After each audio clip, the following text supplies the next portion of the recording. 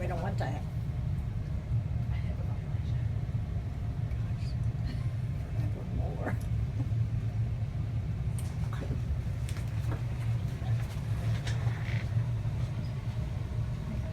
Some people feel that it is okay to allow their children to ride bikes without a helmet or to get on skateboards without a helmet. They don't seem to realize that this puts their children at a risk for severe head injuries or even death. A simple bike accident can result in a devastating head injury from a blow against the pavement or another hard object. What should be a rite of passage for children in America learning how to ride a bike can often end with an unwanted and unexpected trip to a local emergency room. In fact, in 1 year, more than 500,000 people were admitted to local ERs after accidents caused from bicycles. There were multitudes of injuries, but of those 500,000, greater than half of them were children under the age of 19. Head injuries accounted for 62% of bike-related deaths, and they are also the leading cause of permanent disabilities from those accidents.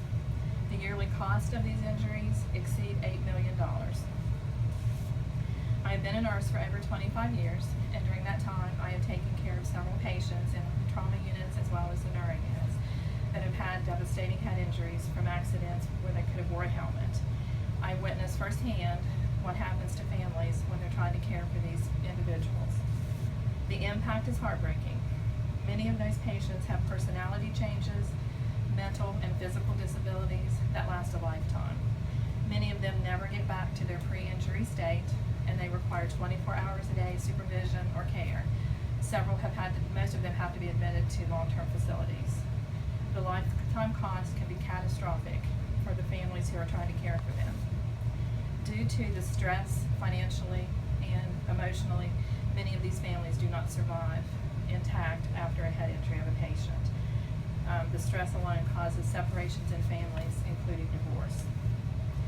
There is, however, a simple answer, and that is the use of helmets. These can decrease the danger and the costliness of the injuries. The data behind the simple use of this protective gear should change the mind of anybody who reads it or listens to it. One study found that wearing a helmet resulted in a reduction in the risk of head injuries by greater than 63%. It also decreased the risk of loss of consciousness by 86%. When an individual suffers a loss of consciousness, they often have post-concussive syndrome that can last days, weeks, months, or even years.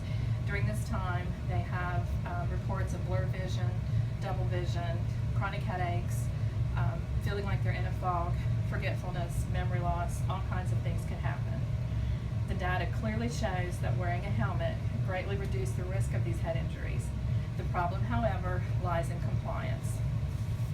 In 2013, a young risk factor behavior survey was conducted, and the results showed that 67% of high school students reported having ridden a bike that year.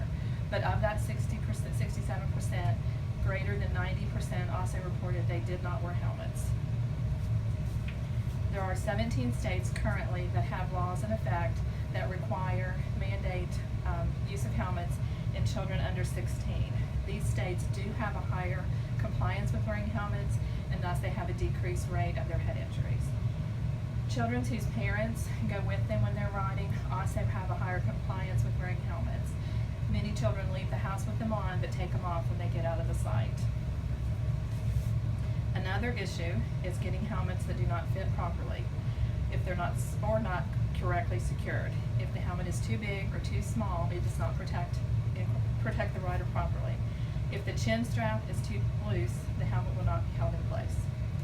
Helmets that are not worn correctly or do not fit properly result in as many head injuries as if they didn't have one on at all.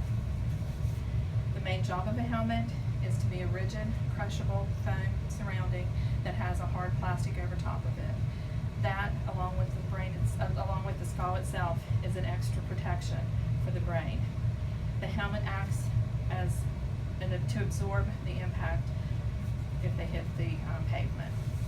All of these statistics should influence individuals to protect themselves and their children to wear helmets when riding bikes. Okay. Was I close to 5?